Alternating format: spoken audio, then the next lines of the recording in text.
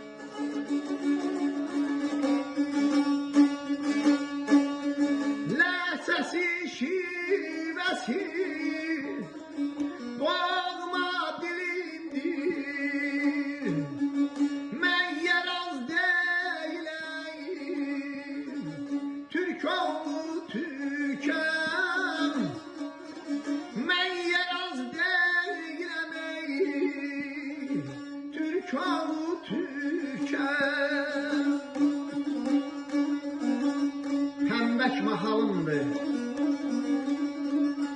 dızman elimdir, mən yeraz deyiləm, Türk oğlu Türkəm, ləhcəsi, şibəsi, doğma dilimdir, mən yeraz deyiləm, Türk oğlu Türkəm. Mənim ulu babam dızman nəbidir, Səzərəm üsükdür, Həsən Vəlidir, Məhəmməd, İsmail, həm də Əlidir. Mən yeraz deyiləm, Türk oğlu Türkəm. Tövbə kəlməsindən doğmadı tobam, Gediyorum, gəliyorum, danışıb babam. Ailələr, Türk yurdu mənim el obam. Mən yeraz deyiləm, Türk oğlu Türkəm. Qərbi Azərbaycan vətənim bilin, şər böhtan atmasın zəhərli dilin, yeraz kəlməsini adımdan silin. Mən yeraz deyiləm, Türk oğlu Türkəm. Aldı görək tapşırmasını necə dedi.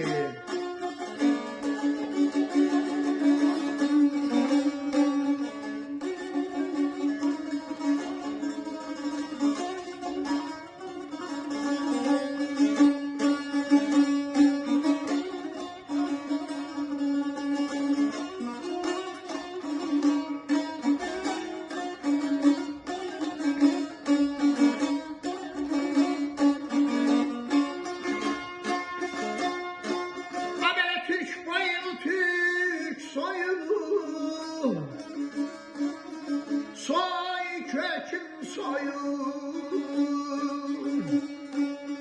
zurna balabanlı,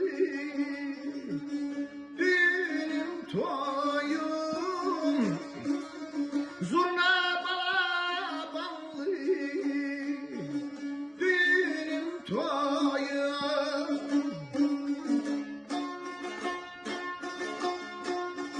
Məhəmməd oğlu tək gələk iz qoyun, mən yeraz deyiləm ey, Türk oğlu Türkəm. Mən yeraz deyiləm ey, Türk oğlu Türkəm, Türk oğlu Türkəm, Türk oğlu